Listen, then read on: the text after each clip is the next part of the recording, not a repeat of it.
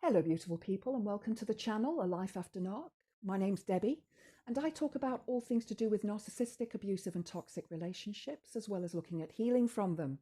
And today's video, could you have done something different? A lot of the time after the relationship has ended, we sit and ruminate and look back and think, well, if I'd have done this differently, could the relationship have turned out differently? So in this video, we're going to take a look at that. If you enjoy it, please click the like button. Please subscribe to the channel and share with your friends.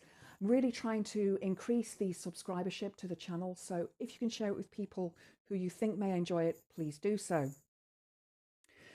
So either you've left or they've left, and you are now in that state of rumination. You are recovering, you are healing from this relationship. And one of the questions you are going to ask yourself is, could I have done anything differently?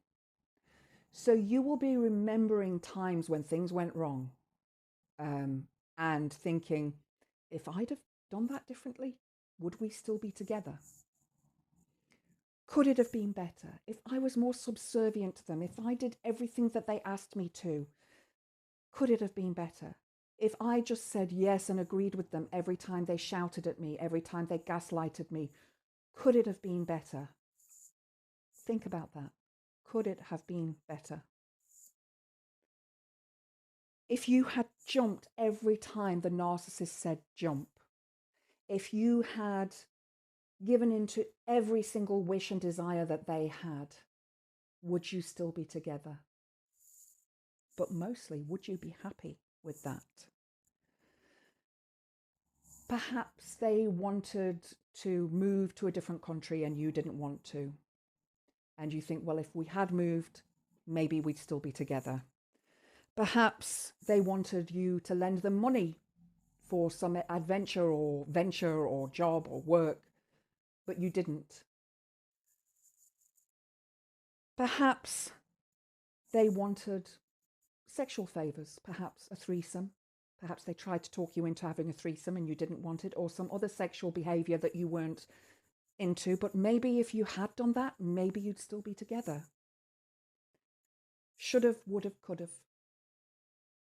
But you didn't. And don't beat yourself up about it, because you're in the right place right now, that you are on your own and not with them anymore. Because no matter what you did, or what you would have done, or should have done, or could have done, the relationship would still have ended. If not now, further down the line. Perhaps when more water was under the bridge, when more hurt and harm had been done, when more people had been involved and gotten hurt. I often think to myself that if I hadn't miscarried, would my ex and I still be together? Perhaps we would. But it would only be for the child, not for ourselves. But nothing would have changed. Maybe it would have changed for a while. Maybe it would have changed for a year or 2 years, but eventually things would go back to the way they were, because a narcissist doesn't change their spots. They never change. They're always right. Remember that. You can never be right with the narcissist. They are the ones who are always right.